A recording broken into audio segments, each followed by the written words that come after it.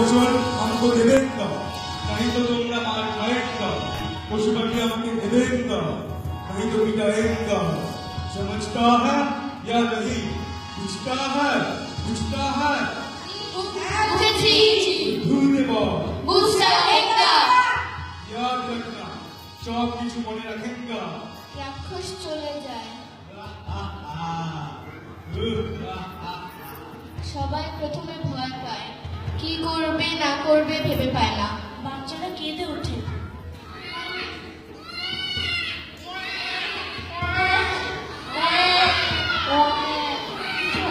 পাখিগুলো উড়ে যায়।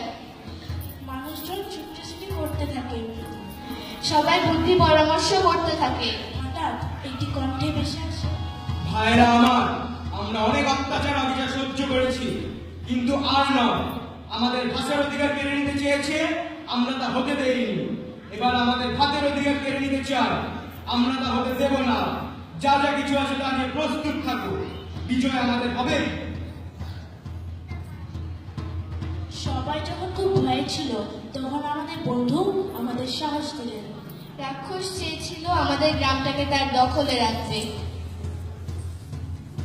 আমাদের মুখের ভাষা কেড়ে নিবে, আমাদের পরাধীন করে রাখবে। কিন্তু আমাদের গ্রামের মানুষরা চাইনি। সবাই প্রতিরোধের জন্য প্রস্তুত হতে থাকলো। রাক্ষসটা এলে তাকে রুখতে হবে। একদিন রাতে সবাই ঘুমোচ্ছিল। হঠাৎ করে সেই গুড় গুড় শব্দে দৈত্য হানাতে আমাদের মানুষদের ধরে ধরে নিয়ে যায়।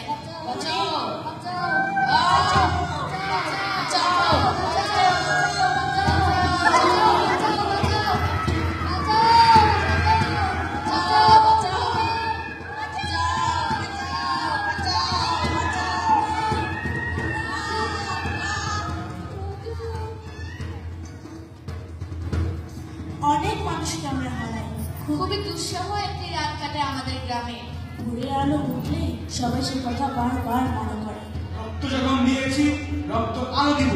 রক্ত যখন দিয়েছি, রক্ত আরো দেব। গ্রামের সবাই আবার একত্রিত হয়। সবাই তৈরি হচ্ছে যুদ্ধের সাথে। আবারও দৈত্য হানারে গ্রামে। ঢাল, তলোয়ার, বর্শা নিয়ে সবাই যুদ্ধ শুরু করে।